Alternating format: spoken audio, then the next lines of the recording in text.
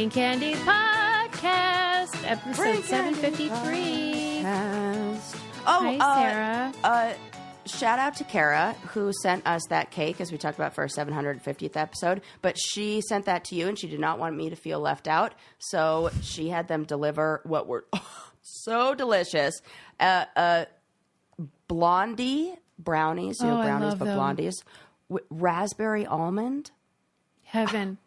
Heavenly And bakes. they came You in did like it again. airtight, so I could like freeze some of them, and I just That's like great. sneak them out when I need a sweet treat. Oh my god! So We're thank so you. lucky. Any listeners who just want to send us food, like, man, do I love that. We accept gifts of all kinds. All kinds. Confections, Yes, salty, savory. I don't care, whatever. One of my other favorite things. Yeah. What? It's What is this? my ornament, the book ornament from Mo. Remember Oh. that? That's in our background. If you guys see if you see the live version of this or the video version of this, Yeah. you could see all of the fun things that you brainiacs give us in our studio. Yeah, like over this here. Arnold Schwarzenegger bust right behind me here. I That mean, is one of my favorites. I mean, come Gift that on. keeps Do they giving. know you or do they know you? oh my God. Okay, so how are your sniffles? Are you on the mend? I am on the mend. I'm coming out of Good. it. You know, I got to this point where I feel like, you ever get that kind of cold where you're like, how does the human body produce this much of anything? It's Like, crazy. It's that is so true. crazy. And That's it disgusting. I can't actually think of it because it grosses me out. But Humans are gross. everybody around me got COVID. So I don't know if it was me. I don't know if I am the super spreader, but I did. I Sarah's a took a super test. spreader. I took 3 tests. Negative, negative, negative. So I thought I was in the Right. clear. Maybe I was. Then I realized that the tests were a year expired. Okay, well, let me tell you then. You can go and order new tests from the government. Already Is did. it available? Okay, good. Already on. But I call Sarah the COVID queen because, like, she has the worst luck. It's bonky. And whatever can go wrong will go wrong. I know.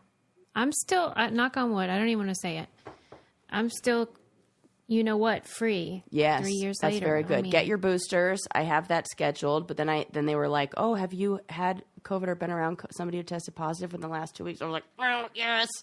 And they're like, "You have to Sarah's wait like another patient week." zero. She's Right. like, I created COVID. Oh God, so bad. Just like I'm glad you're feeling better now, though. yeah, I'm feeling better. I'm just really excited and getting geared up for your trip here. I'm, I'm trying not to be an over planner, but How's that going? I'm being smarter. I'm making decisions and trying to maximize hangout time. But Sarah and I are going to have pillow fights. yes, Like we're truth or 100% dare. having a bestie photo shoot. Okay. That is already a done deal. So That's happening. that's happening. Okay. Well, I look Multiple forward to people that. have said, "Are you going to make Susie wear a pumpkin head?" And I was like, "You'll have to." I know. tune They in need and to see. quit planting this seed or gourd, as it. This pumpkin seed. This pumpkin seed, as it were. Yeah. Yeah, we're going to have a great time. And thank you to Sarah for the amazing Challengemania Hall of Fame induction speech that you gave. Well, It was you truly are welcome. moving. You were so deserving. I mean, it felt I really like was. you passed the torch to me in the challenge, and Mm-hmm. I had to pass the torch to you in the Hall of Fame. And you looked Which so stunning and amazing. And my favorite part was Lincoln throwing confetti in the background the whole time. I mean, it was like the confetti thrower is a paid actor. It was very funny. I mean, that kid, because he was off camera, but like the confetti would just sort of like rain down on me. And he adjusted his approach. He was like moving in front of the lens and just like letting it snow down in nice. front. Yeah. And then later in the evening, because it was like a 3-hour marathon, I took a sip of my wine and I got a bit of paper confetti in it. And I had to mute myself because I was like, when you get it stuck. Yeah. It's dangerous, So, man. real classy broad over here, but That was I was so honored and it was a hoot. So if you voted for me in that, thank you. I truly appreciate it, and I did deserve it. And it was a gross injustice that Sarah beat me to it. But I that's why I kept out the pass the torch and you pass the line out of my speech, because it was in there, and then I was like, no, she's not going to like that because she's going to feel like she should have been here first. And you know what? She should have. yeah, well, I Because don't like it, who but am it's I? not your fault. You. I didn't you know. nominate any. I would have nominated you first, everything, every time. In fact, next year I'm nominating you. It's double entry. Yeah, just keep nominating me, everyone. Yeah. Oh, God, it was fun, though. We had a great time. If you're not a challenge maniac, you should check out their Patreon, because if you love the challenge, you might love all their content. They keep it real, like, on the up and up, unlike Sarah and I, who are just shit talkers day and night. Day and night. I love it. I'll tell you what I'm not going to shit talk, and that is Ritual vitamins. I love them with all my heart. I think And you got to get down on that protein. Yes, okay. Adam and I were just talking about this Susie, because now it's that the I'm most in the important pump thing. club, Yeah. You got to be having 1 gram of 90 protein. grams is what I need. Yeah. At 0.75 to really, if you're like lifting. I would 1.8 go over even, here. Yeah. Okay. There you go. You need a lot. Yeah. Yeah, because I'm serious about my pump club. And And it really does help to burn calories, boost your metabolism. It's like all the good stuff that comes when you eat protein. you really, I know that probably if I like ate peanut butter night and day, then I would get enough. But like you have to You can't. do the protein You have powder really, realistically. Yes. Eli is now on this, and whenever he gets into something, he is like, Sarah, order he me goes all another the way. container. Order me another container. Order me another It tastes container. 'cause great. you It's gotta do great. it. It's so good. And in keeping with our skin goals, the Ritual has the awesome the hydration. skin supplement that is amazing. It's called Hyacera, and it's awesome. It has like all these clinical results that are very fancy and real. So that's all I care about. Yeah. Results? Yes, please. Yep. It's a skin supplement. It's called, it has these fancy things in it that reduce wrinkles and fine lines, and it's great. So reduce wrinkles without compromising on clean science. Hyacera from Ritual is a skin supplement you can actually trust. Ritual's offering our listeners 30% off during your first month. Visit ritual.com/braincandy to start Ritual, or add Hyacera to your lineup today. Because remember, I checked Ritual on that website that tells you whether like these companies yes, are legit. yes. And I was like, whew, thank Yes. God. I haven't been like hawking snake oil. This is a real deal. Okay. Yeah. Are you jealous that it's not called Hiya Susie?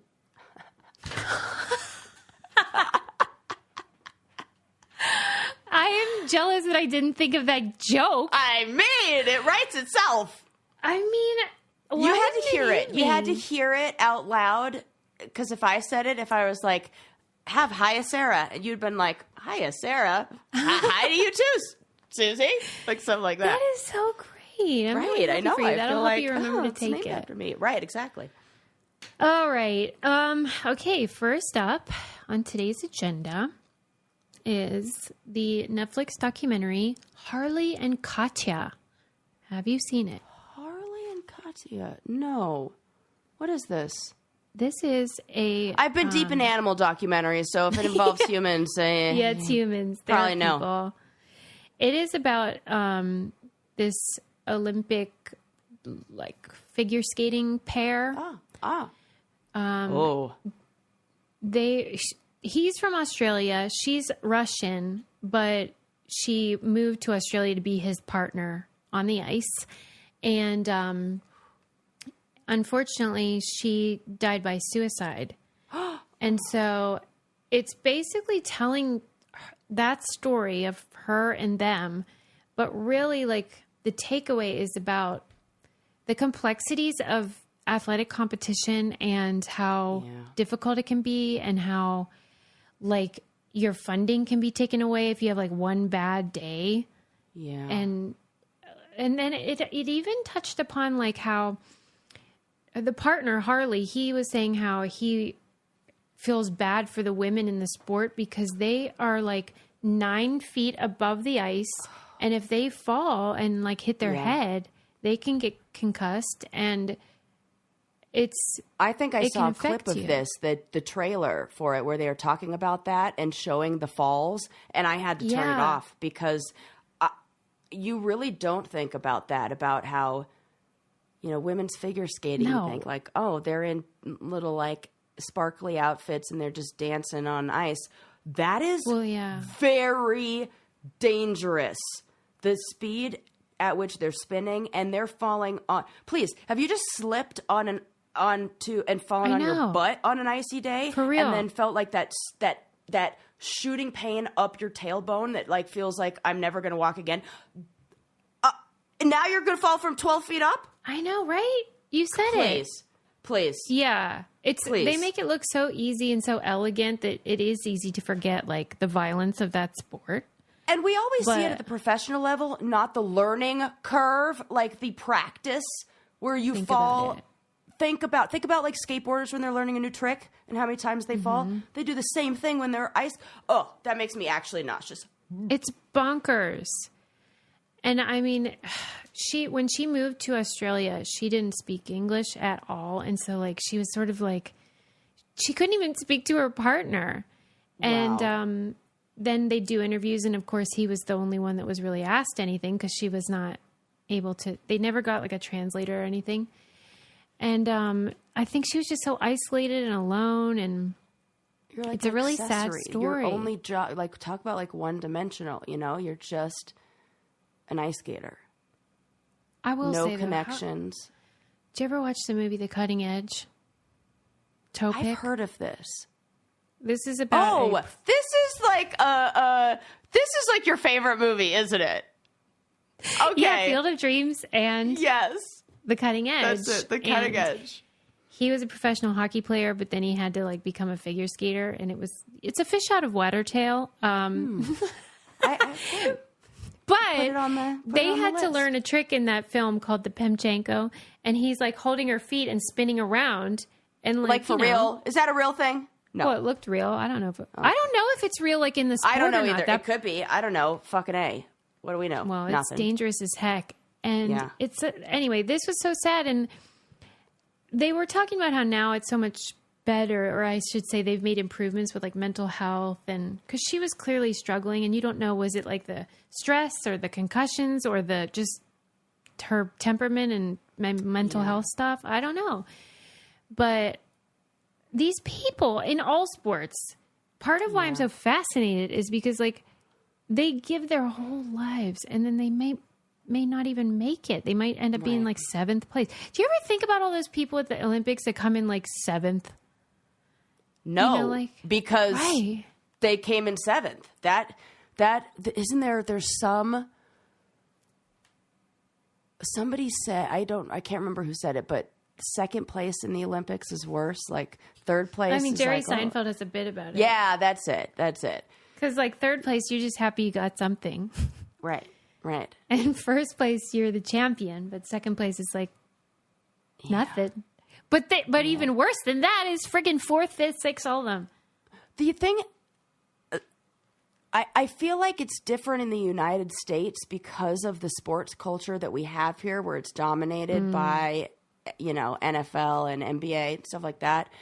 But in other countries, like, for example, Croatia has a huge water polo, like, world, like sport. Like they are so into water polo. They have, instead of like basketball nets, like in basketball courts, in parks and stuff, it's right along the coast. All of Croatia is like right along the coast. So they have like right off of the pier and right off the dock, like right on the side, just water polo courts right there, floating in the water.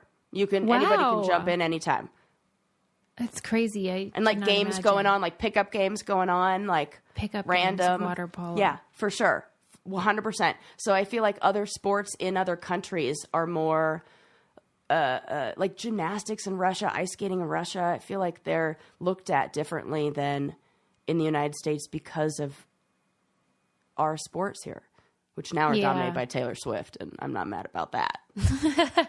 Well, one thing that it's not funny, but it's sort of like, is because Katya is Russian and she had gone back home. So she was in Russia at the time she died. And because of the way she chose to die by suicide, she jumped. And so they had to actually say like no foul play is suspected because like, how in Russia, like, they're always pushing people out of windows and stuff.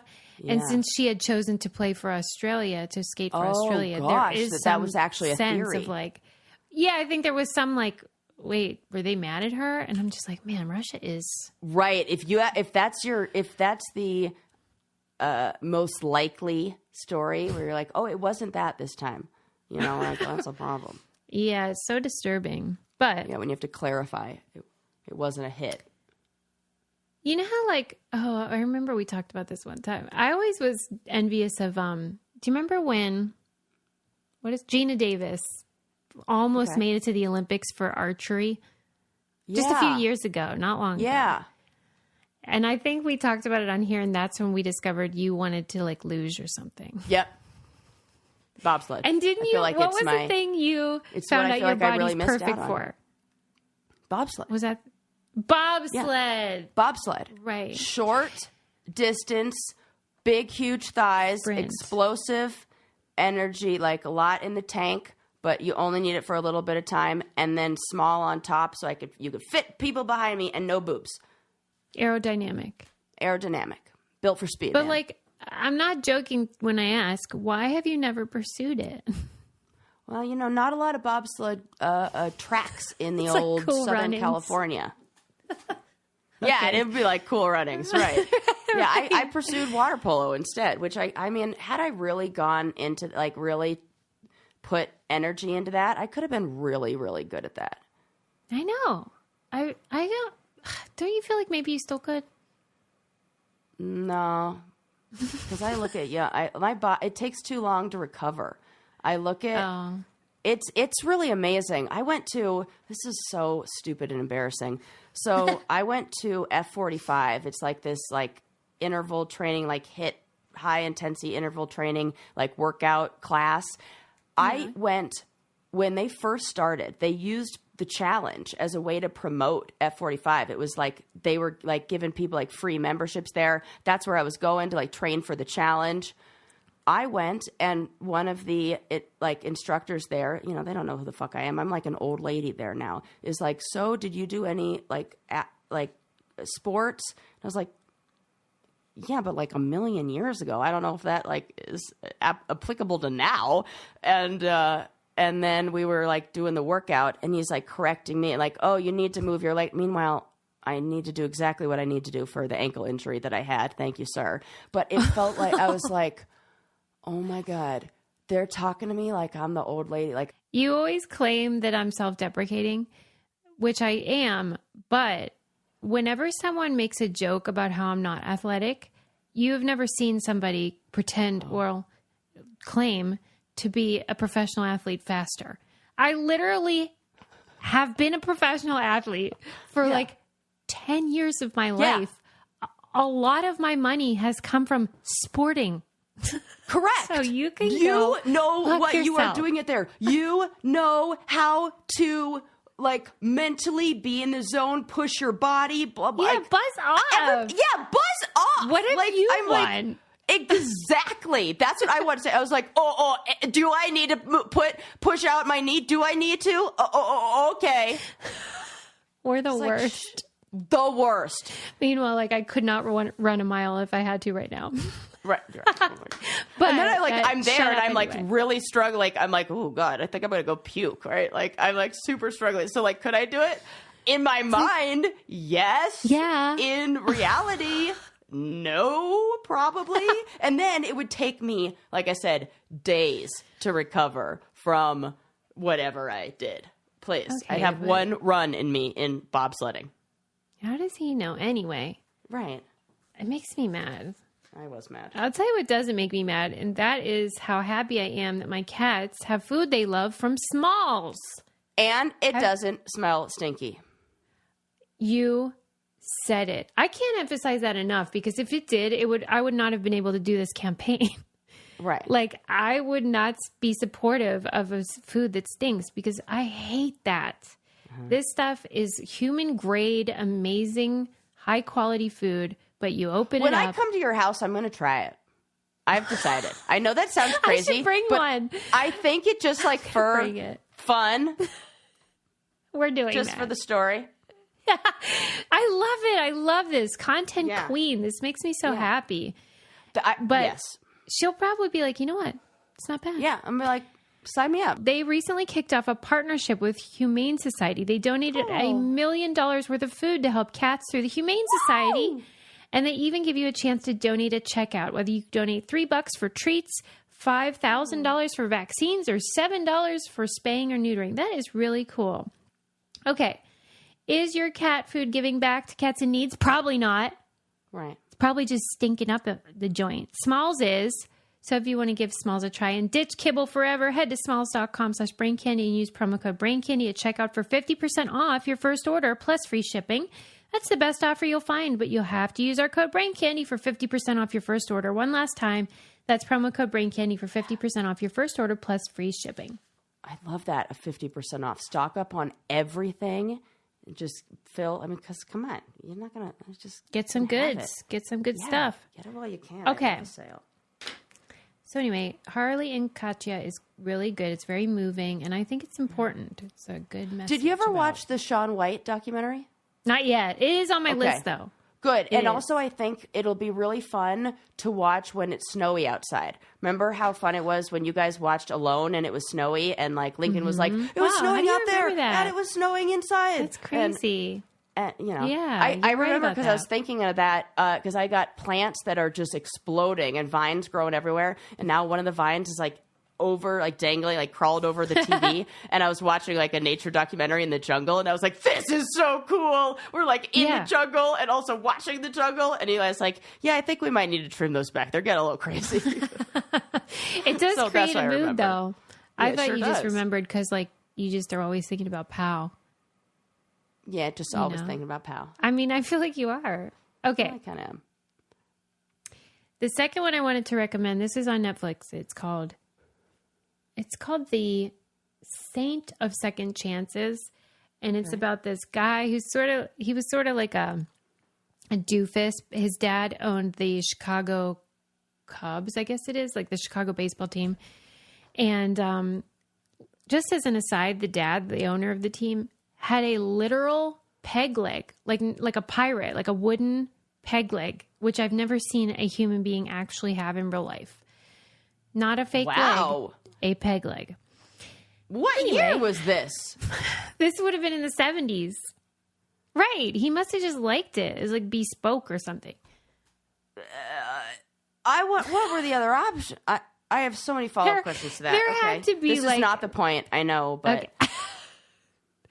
There had to be options that were more like a regular old fake leg. Like at least flesh colored. It was wooden. It looked like a wood. Yeah. It looked like a wood peg leg. Like that doesn't seem practical. What if it is? Right. What if it's like the best possible option? Right. But like everyone doesn't like the way it looks. I don't know. I could go either way. We're gonna have to ask believe it. I should find a picture for you. I know. Okay. Anyway, so the dad was beloved. Everyone just thought he was the greatest thing. And this how do you not like a guy with a peg leg? I know. It's branding. I'm telling you, it worked. Yeah. Mm-hmm. Right. It was like his thing, his like shtick. And the son was like a complete screw up. Stop it. Sorry. You are out of control. Out of control. Okay. So then his dad agreed to let him sort of be in charge of like the promotional stuff. So like those firework nights or like freaking... I love when they give doofuses fake jobs. Right. It's like Tommy Boy. Right? Yeah, it is. Oh, you be in charge of this sign. Right. Like I'll do with Lincoln. You're doing somehow confetti. That goes wrong. Yeah. Yeah.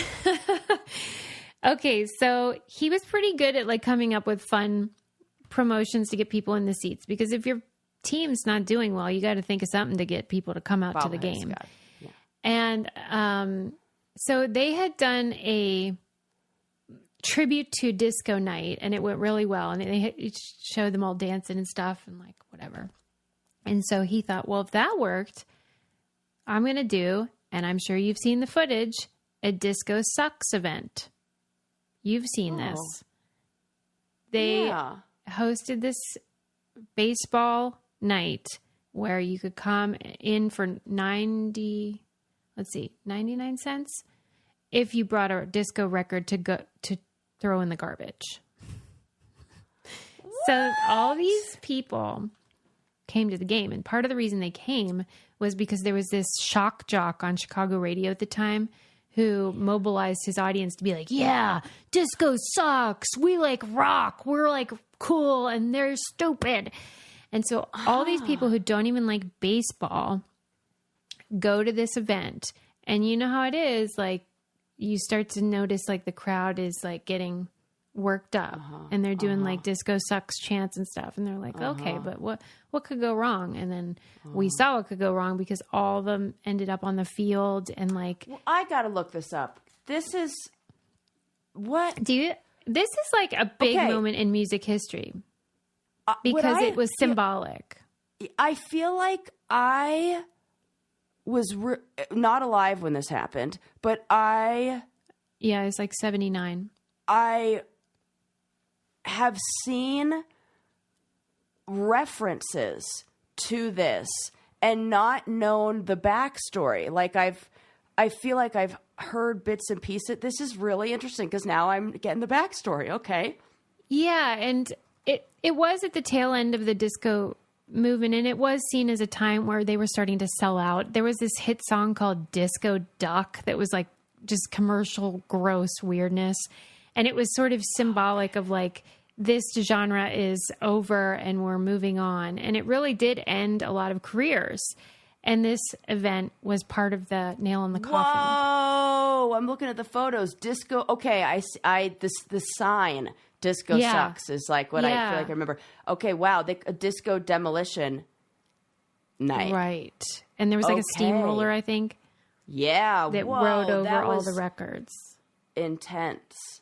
And they like exploded things and whatever. And I think what people forget, but they did talk about in this documentary, is that part of what the Disco Sucks movement was all these white men really mad that black people and gay people loved this pop genre that was seen as like not legitimate. Susie, I was going to make a joke that it looks like the grandparents of everybody who was at the January 6th riot. Well, it probably is a similar group because it's people who feel like their thing is being usurped by this other. So like white rocker guys, like kind of like the bros now. Yeah. That think like, why is everybody all, gay and trans or whatever they're afraid of? I don't know. Right. So stupid. And so they react in this way. And the guy the son that organized it, he was like, listen, I just wanted to put buns in the seats. Like, I'm just trying to sell tickets. Yeah. And I regret it now because I certainly wasn't looking at it through that lens. But I just feel like, because he knew that it was going to be popular. And I think if he had just asked that one question of like, why will it be popular? That he could have connected that dot. But he was just like, a lot of people will go for this. We're doing it. And then it became this very kind of hateful event. Yeah. I think that there wasn't that follow-up thought, that foresight, or that I don't know. And I don't say that to condemn him. I say it because I think we all can do it. That we all have these impulsive ideas. They're doing it, and how money and promotion and getting butts in the seats like that, if that is the goal, sometimes you do it too well. An example of this that's happening right now is I'm seeing these because this is the kind of stuff I follow in spooky season on Instagram. All these articles are coming out about how these haunted houses, like Not Scary Farm and all those places, are so overcrowded that some people are waiting like 3 hours for lines to get in, and it's becoming like hazardous to you can't even move throughout the park, and they oversold it. it's insane. And then they opened up an option of like this VIP speed pass, which is like now the only way you can actually go, and that's what they're doing is right. Like, and so they're thinking like, oh, let's just sell the most, not thinking we've now ruined the experience. I would have gone, but now I'm not going into any of those because it's insane. I'm not waiting 2 hours for right. freaking A. So like it turns into a nightmare. Well, and I think too that there's also this sense of like, I would never fall for this sort of thing. Like I'm not going to get riled up by whatever and become a part of something like this. But the truth is we see it like on a smaller scale with just the way that the internet works. So this guy had the disco night and that was a success. And he literally said in the film, I knew that like if that worked, the opposite would work. So that's what we see online where extremes, this is great or this is garbage. That is so what is spread. And that like, let's just say NPR articles aren't going viral because virality is often about extremes. Yes. And so like, if you're clicking on them, like, nuance is not spreadable. Yes. It's just not as catchy. You don't want to put it on your Facebook weirdness. So it's like, you probably are engaging in this without realizing it. Like if you click on certain things or if you're tempted, even like when you go down rabbit holes, that can have the same sort of momentum because your brain's like, absolutely. We all do it is my point. Yeah. Yeah. And it becomes like this thing that gets out of hand and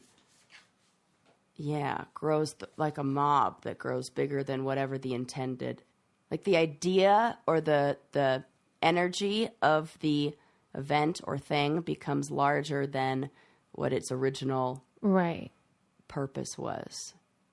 Yeah, like, we all do it. Another thing we all do is have fantasies. And thanks to Dipsy Stories, we can get even more fantastic Absolutely. We've been talking about this on This Changes Everything a lot because it is such a good tool to help get you in the mood if maybe you want some sexy time, but you've like had a really busy day and you're really stressed. You're a person. And you can't get there. I was talking to Eli and I said, here's how it goes. It goes anxiety and like overthinking and then being a person and then relaxed and then turned on. So you cannot get me from being a regular person to turned on without a few stops along the way. And this Dipsy helps take me down that road to relaxation, and then maybe to the next stop. O-Town.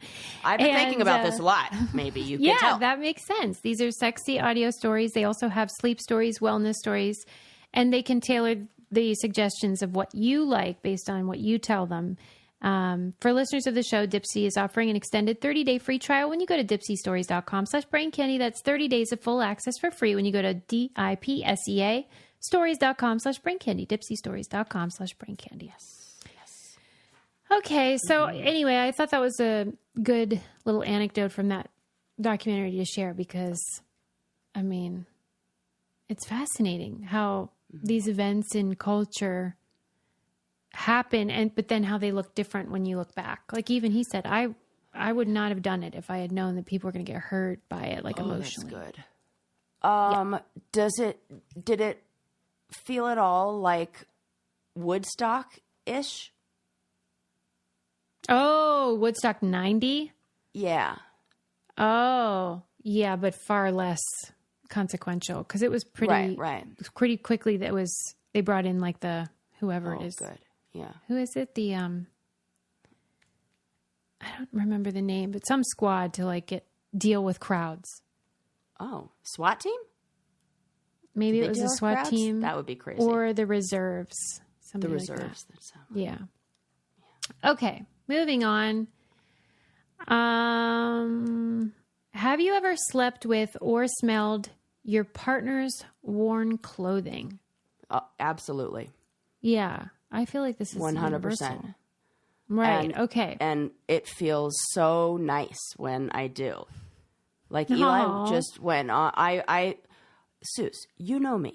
I love doing my own thing and being by myself. And I always thought that that would be something that I needed in a relationship.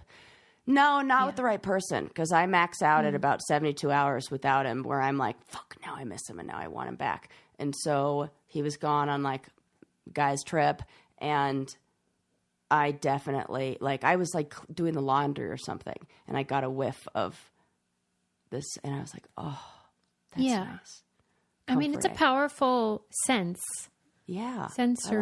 thing to do. It like evokes all sorts of emotions. We all know that feeling if you smell something from whatever your childhood and it takes you back. Yeah. So they did a study. Over 80% of women and 50% of men reported that they had intentionally smelled in an absent partner's clothing. Yeah. Okay. Have you? Yeah, like that's why I say it's like seems universal because right. It's so soothing. And most of them said they did so because it made them feel relaxed or secure. And people reported that their sleep was better on nights when they thought they were smelling their partner's scent. However, data from the sleep watches revealed that people's sleep efficiency was higher. In other words, they experienced less tossing and turning on nights they were sleeping with their partner's shirt, regardless of whether they guessed that the shirt was their partner's. So they were given these shirts. They didn't even need to know. Was it anybody's shirt or was it just the partner's? This doesn't say if it was like a different person's smell or if it was just like a nothing. Yeah. But it just said that their sleep was improved with their partner's clothing, whether or not they realized it was even their partner's. I totally believe this. I think that the importance of companionship, it doesn't even need to be for like romantic. It doesn't need to be. We are relational beings. We are meant to be with other people, and we are calmed and relaxed when we are with people who support us and who make us feel safe. And I think that we are so much of the work I do as a therapist is helping people get to that calm place where, we talk about those different brain states of like fear, alert, alarm, and terror, where like your brain, like your IQ goes down and so much changes. So much of the work I do is getting people to find the recipe for them that helps get them to that calm place. Because when you are calm, everything is better. Your sleep is better. Your thinking is better. Your health is better. Your IQ is higher. Everything, you're able to problem solve. You're able to use more of your brain. All the good stuff. So the ways that do you ever just tell them to calm down? You know how that helps all calm of us. Down. Just that super helpful line. Calm down. Whatever. Just chill out. What if you did that in your sessions? I'm like, okay, calm down. Could you imagine? I would never. That actually makes me terrified to even think about doing that. No, I can't. We need the people who are going to make us feel calm. And the ways that we feel calm, the best ways, this is the same as when we say, what are 5 things you could see and 4 things you could hear? We get the messages that we're calm through our senses. We get the messages that we're safe through our senses. My eyes tell me that there's no danger. My ears tell me that nothing is coming after me or attacking me. It doesn't feel like there's, it's raining or whatever it is. And so smell is sending you signals that you are safe because people who keep you safe and make you feel calm are around. And so that makes total sense that your brain feels calmer. When Eli wasn't there, I could not go to bed. I stayed up till like 2:00 in the morning because I felt on alert. I felt like his presence just makes me feel calm. So I bet his sweatshirt would. I should have done that. Just next time I will actually. I'll take his dirty laundry out. I'll lay it on the bed, and I'll probably be able to feel calm and get some sleep. Oh my God. Yeah, and then Adorable. Not only is that scent soothing, but the effects of exposure to your partner's scent occur outside of conscious awareness. So it's like, that's even weirder because you would think it would have to be like, I know this is his shirt. and then I smell it and I'm calm. But it's really the scent, not the knowledge of the scent, that has the effect. Which then we can assume that the opposite is true as well. Yeah. That we may not be aware of something. This is exactly how triggers work. That you smell something that reminds you of something else, or it smells like something that made you feel unsafe before. It's so easy to get out of that place. So we have to be constantly like doing things to battle that in a way. Mm-hmm. Yeah. And wow, so much that's like fascinating, Suze. Suze. Yeah. And how much of all this is happening outside of our awareness. Right. That is like freaky. Any hoodles. Right. I thought it was interesting. Very cool. Okay. All right. How about this? Another thing that is very cool Yeah. is having a bank that you love. And thanks to Chime, we do. And their online checking account is here to help you live your best life. What more do you want? Your bank can help you live your best life. So many people switch over to this. I know. Well, because they don't small businesses, don't have, like, yeah.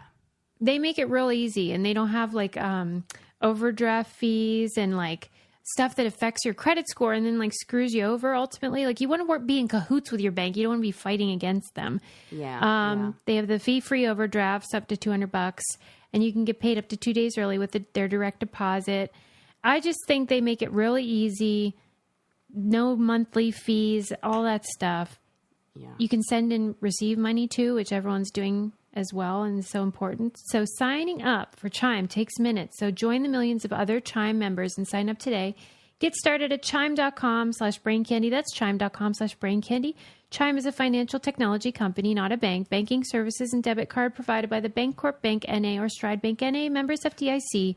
Eligibility requirements and overdraft limits apply. Access to direct deposits up to 2 days early. Depends on the timing of the submission of the payment file from the payer. Out-of-network ATM withdrawal fees may apply. Okay, the reason why I wanted to do that before what I'm going to talk about now is because this was, I guess it's a downer, but there was this amazing article in Esquire about a woman who works at a suicide hotline. Okay.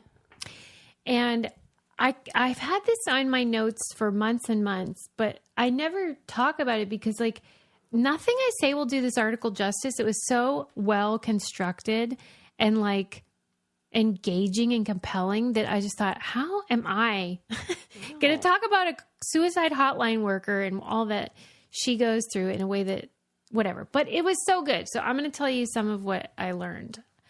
Okay. The way that these things are set up is there's like local, but then if one is really busy, then it gets like rerouted to a different one that might be further away. And that's like not ideal, but sort of like just the way it has to be, because sometimes you get a ton of calls at one place and then you don't have enough people to take a call. Happens. Yeah. Yeah. And it was just describing some of the circumstances that make people call. Like, I guess I never thought about it. I always assume someone's in distress. They call, they want, what do you think when people call, they are expecting from the operator or the, whatever you want to call them, person? Somebody to listen.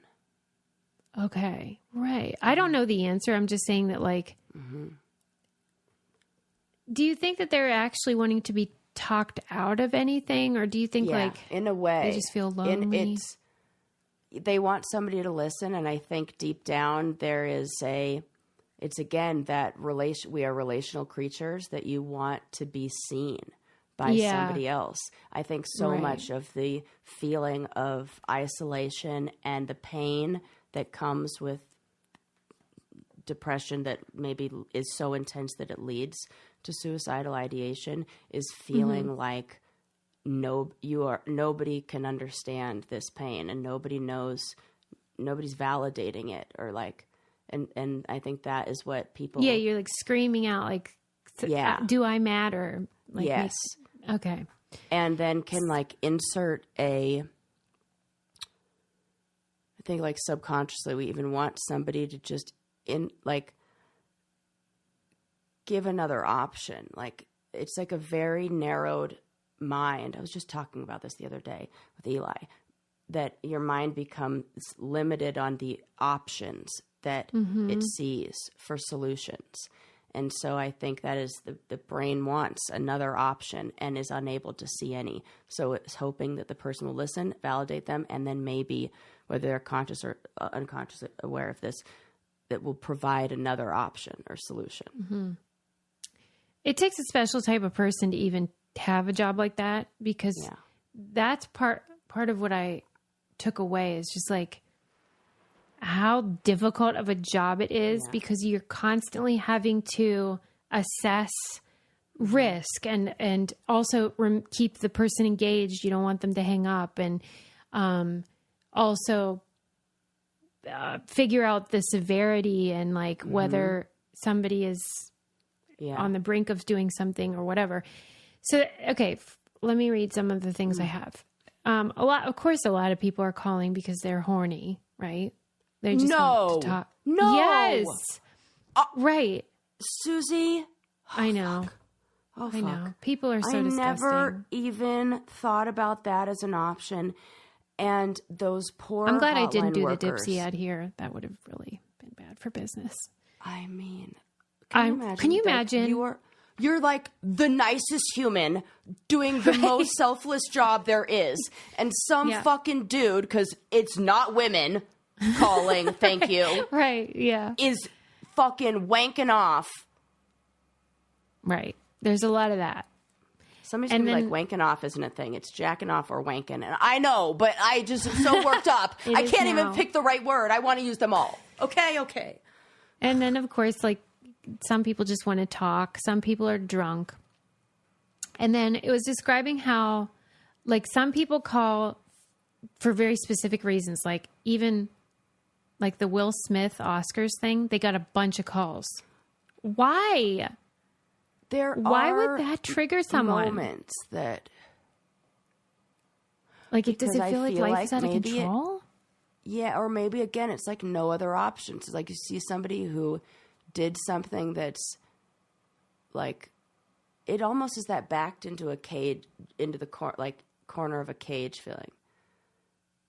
And maybe there was something about Will Smith's reaction being an extreme one that resonated with them, a feeling of like, I'm about to react in an extreme way. Yeah. You know?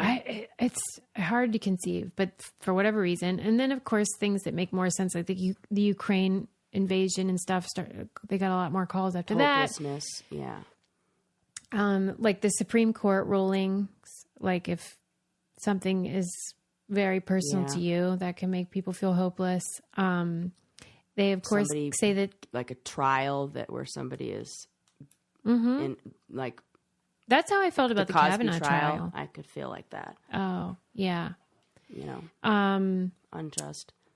3 a.m. is the devil's hour. There are regulars that call and they want a certain operator and will hang up until that operator answers. So like if they get the wrong one, they'll like keep calling back to get like Judy or whatever. Yeah. And they don't use their real names. It's like stripping. Like they use pretend names. Right. Because you have to have so many boundaries in place because that is such a good example of care without caring. You have to care for them, but you cannot feel in any way responsible or emotionally like invested in these individuals, because if somebody wants to make the decision to do that, there is nothing anybody else can do. And that is a really hard thing we can't control other people. We can just control how we respond to them and the love we can show them and accept them. But man, to go home with that every night would be, when we had to do an entire class on that, like a semester on that in grad school, like I like cried every day. Like you go home feeling this heaviness of like, and I was just studying it. It's why part of what made the article great was that it was like flipping back and forth between her life as a operator and then her life in, outside of work, and how like these are real people that you're talking to, and like they have to do a big job. They have a second phone. The second phone is for if they're on the phone with you and you say you're going to do something, then they can call the police to alert them to try to find you. Yeah. And so they're trying to find like details of like, well, where are you? But like oftentimes people aren't going to say, Right. which is a weird thing to me. Cause like, why are you calling then? If you just want to do, I don't mean to be insensitive. I just don't understand the logic. It's that visibility. I want to be seen. I think even in doing something like making that, when the brain takes over and says that is the decision to be made, I think even there is a desire to be heard or seen or recognized. It's like a... But they don't want to be seen by the cops. Cry for help. Like, I don't know. I think the brain does strange things. Yeah. It's totally illogical. It's totally illogical, but to that person makes a lot of sense and seems like the only option. That is not the person we're talking to. That is a depressed brain that has taken over, or an ill brain that where the pain of living has become more intense than the fear of dying. And that goes against human instinct. So I think there are things that humans do, all of us do, to survive, that even push back against what maybe our mind is saying. Mm-hmm. If you use the word suicide in the call, then there's like a special note they have to put on the account, like on your profile, because they make a profile for every caller. And it's called, I think it's called a double note.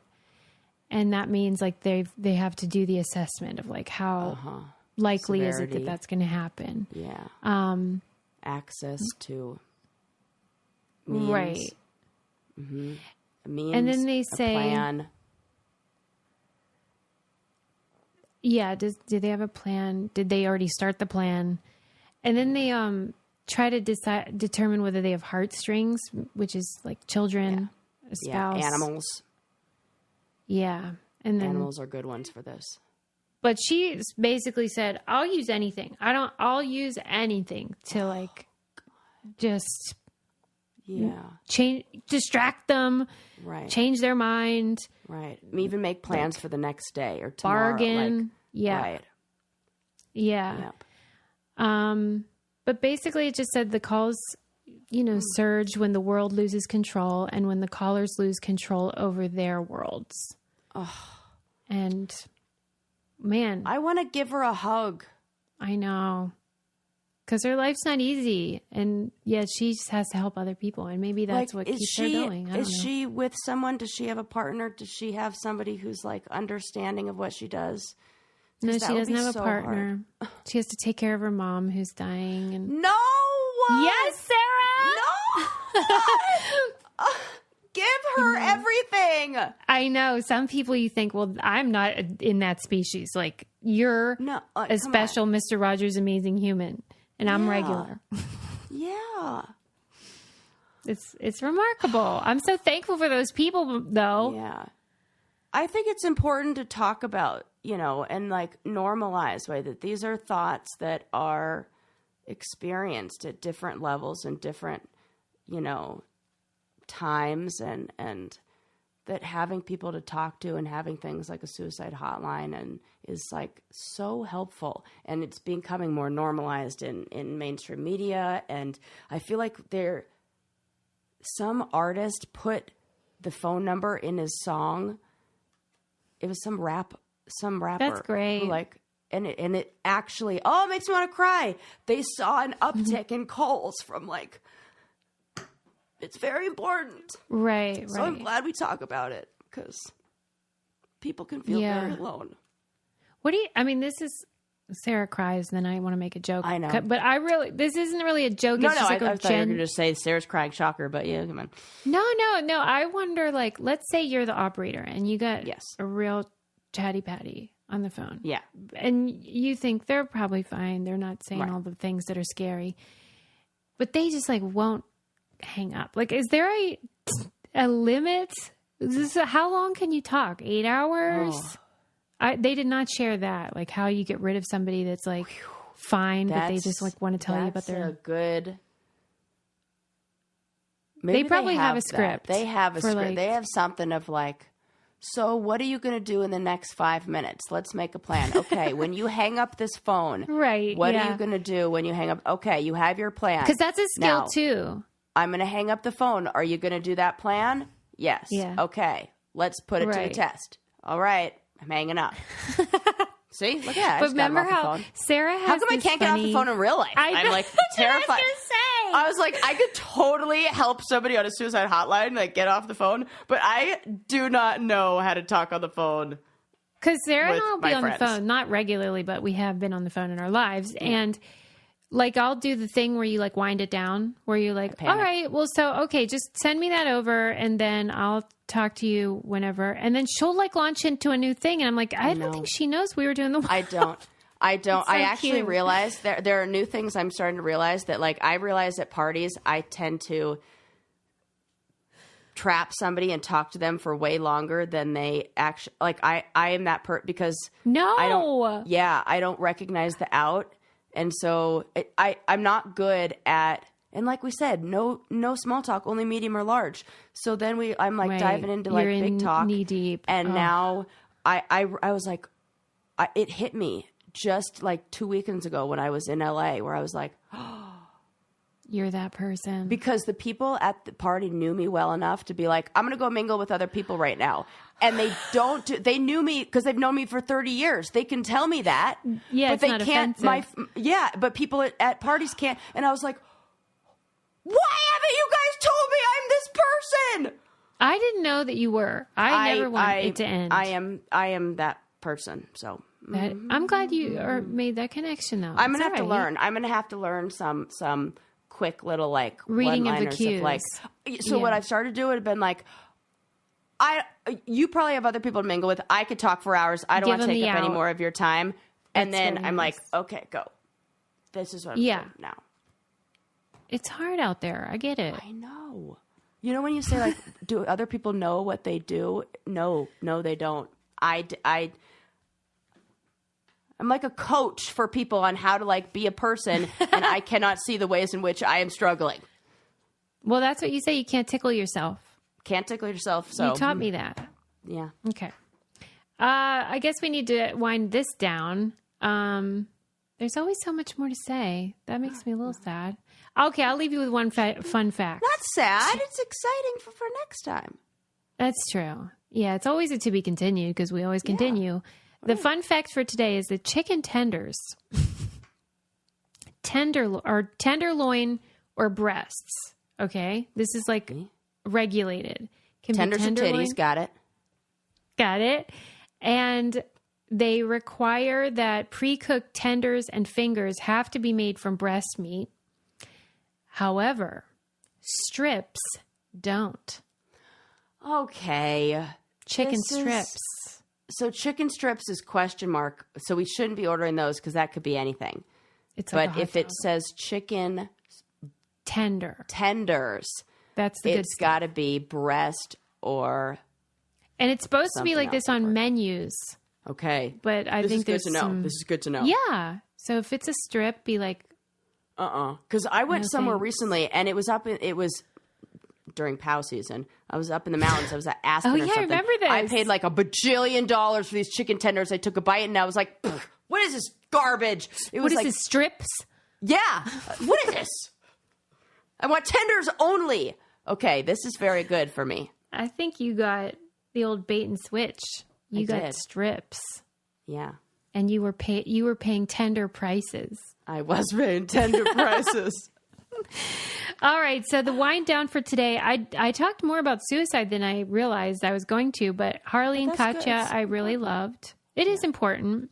And the Saint, what is it? The Saint of Second Chances, also very fun and good, totally different vibe. Disco does not suck. I'm going to say that. But don't you think it would be really funny if I got you a shirt that said disco sucks? I mean, I kind of. Ironically, it would be funny. Like, you love That's a tough disco. one. Could go either way. Okay. But anybody who knows you knew you'd be kidding. It'd be funny if it were like when disco sucks, but it had like some like disco reference. Like I have a shirt that is I made that's a NFL ref with his hands up and a football in the back, and it says home run. So it's kind of like fun. And it's kind of like when you wear your Dare shirt. Yes, I wore that the other day. Went to the weed shop. Yeah, went to the dispensary in my Dare shirt. You should take a selfie. I should have. What was I thinking? Come on, next time I will. Yeah. And then thank you to all of the first responders, including suicide hotline workers who are doing literally the Lord's work.